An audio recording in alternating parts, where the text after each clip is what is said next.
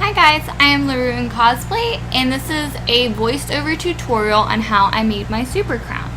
First, I made a rough sketch based off of the circumference that I thought the crown would be, and then I drew in the details based off of a reference image.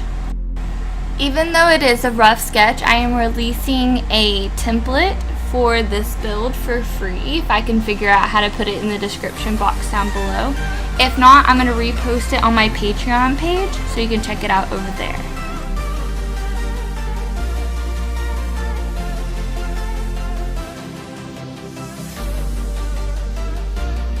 After the sketch is done, I just cut it out and made sure I liked it, and it matched up pretty well, and I thought it was a pretty cute crown. For the foam, I used white 2mm craft foam. You can pick this up at Hobby Lobby or your local craft store, or you can order a big roll of it from TNTCosplaySupplies.com. They have really high quality foam. I just have a bunch from Hobby Lobby, so I'm trying to use it up, so that's what I used. This is with any foam project, but make sure that your knife is nice and sharp so you don't have any rough or gummy edges. It just really helps from having to do any cleanup work in the end. And with 2mm craft foam, you can actually cut it with a sharp pair of scissors. To make the crown more stable and so that I could do more engraving process, I used Worblas Pearly Art, and it is a heat activated thermoplastic, and whenever it cools down it gets nice and hard, so it gives me a good surface to work on. For this process, I just heated up both pieces and sandwiched them together and made sure that they had a good smooth connection. I purchased my Worblas Pearly Art from CosplaySupplies.com if you guys are curious. Then I carefully cut off the excess. Be careful not to get too close or too far. You're going to want to hit that good middle ground. If you cut too close, you're going to cut open where the foam is, and you're going to have to fix it and reconnect it if you can. And if it's too far, you're going to be able to see where the rounded edges stop and where the warbler begins.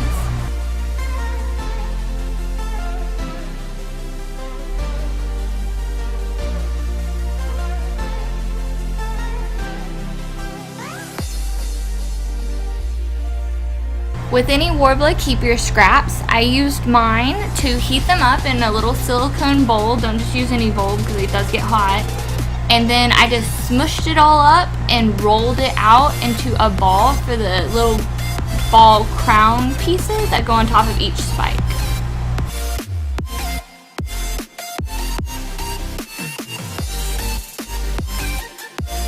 Also, if you are sensitive to heat at all, I would recommend using heat-resistant gloves. I serve, so I have no fingertips as it is, so I don't really care. But if you are sensitive to heat, I would recommend that.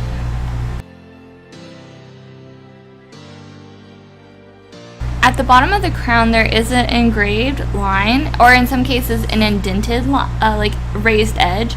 I just cut mine in by heating up the Worbla and taking a sculpting tool and making a quick line. Next, I took some more of my scrap Worbla and sculpted it to look like little eyeballs that go on front of the crown. It took a minute to get right, but I'm pretty happy with the results.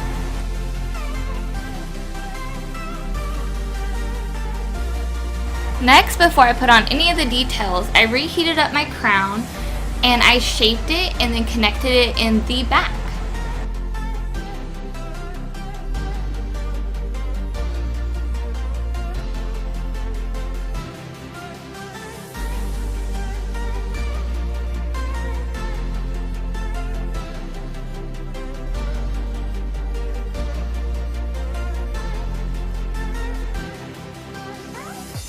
Could put another piece of Worbla on the back and then Dremel off the excess to make it nice and smooth in the back, but it is the back of the crown and I just didn't really care that much.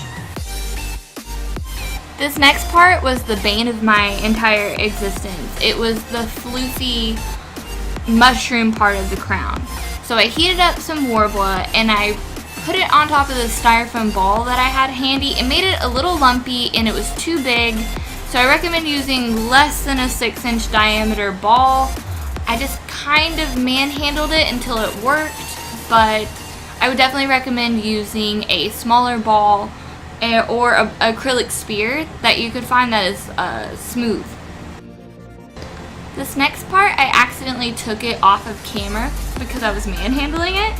So I just shoved it in there, and once it was done, I started heating it up in small areas and taking my pin cushion, because it was the only thing round that I could really find, and I started just pushing up on it to get some of the lumps out.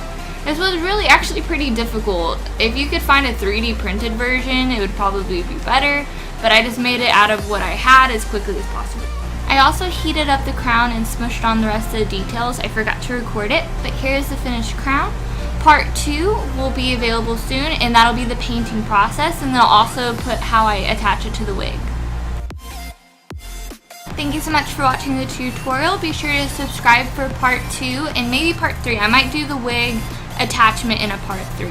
But I'm going to be doing Booette and Bowette, so if y'all want to see that full costume, be sure to subscribe. Give me a thumbs up if you like this video, or a thumbs down if you didn't like it, that's fine too. But have a great day. Thank you for watching.